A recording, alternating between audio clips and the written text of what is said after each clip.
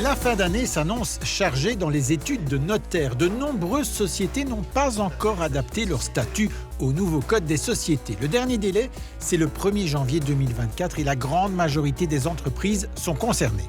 La mise à jour des statuts, elle s'impose pour toutes les sociétés qui existaient avant la date du 1er mai 2019. C'est une réforme de grande envergure qui, de manière générale, offre beaucoup plus de souplesse par rapport à la manière d'organiser les sociétés.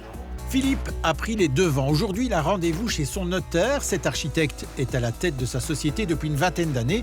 Il a profité de l'obligation légale pour revoir en profondeur les statuts de son entreprise. Je viens ici en me disant je vais respecter un prescrit légal dont j'entends parler à gauche, à droite, avec évidemment une deadline que mon comptable n'arrête pas de me répéter. Je ressors d'ici en me disant tiens, en fait, ça m'a permis de réfléchir au futur de ma société. Ça permet également au niveau de la distribution des dividendes de structurer les choses un petit peu différemment et de manière un peu plus intéressante et un peu plus intelligente. Le notaire a un rôle clé dans ce processus. C'est lui qui va notamment proposer les ajustements nécessaires. C'est du sur-mesure en fonction des statuts et de la situation de chaque société. Les points qui attirent mon attention sont les apports qui ont été réalisés dans la société, dans quelle mesure on va pouvoir distribuer des bénéfices de manière différente. Il y a également tout ce qui concerne la cession des actions. On avait un régime en SPRL qui était très contraignant et qui offre maintenant beaucoup plus de souplesse. Les possibilités sont vraiment très vastes. Un toilettage nécessaire, la société de Philippe a bien évolué depuis les débuts. Elle gère aujourd'hui aussi bien des projets privés que publics. Un de ses derniers grands chantiers, c'est l'aménagement de la Confluence dans le centre de Namur. Ce vaste espace totalement réaménagé et inauguré en 2021. C'est évidemment un projet dont nous sommes très fiers et qui, nous espérons, un jour nous amènera des clients. Mais je pense que ça participe évidemment à la notoriété du bureau. Mais c'est surtout un très grand plaisir à chaque fois qu'on vient ici de voir le lieu investi par les Namurois. Ça, c'est vraiment notre plus belle récompense. Philippe en a aussi profité pour commencer à préparer sa succession et l'éventuelle arrivée de sa fille qui vient d'entamer des études d'architecture, mais c'est pour plus tard.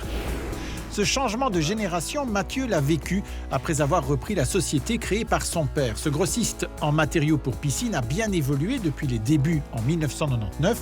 Aujourd'hui, il emploie 12 personnes pour un chiffre d'affaires qui dépasse 10 millions d'euros. Et il n'est plus seulement distributeur, il fabrique aussi ses propres volets.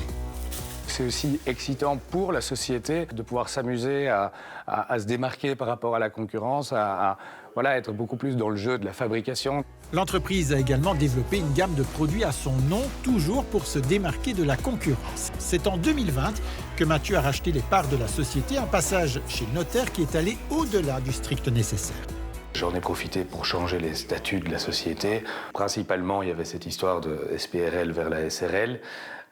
Mais aussi, c'était des statuts qui avaient été écrits en 99 lors de la création de la société et il y avait beaucoup de choses à remettre au goût du jour. Pour se mettre en règle, il faut passer devant le notaire avant le 31 décembre de cette année.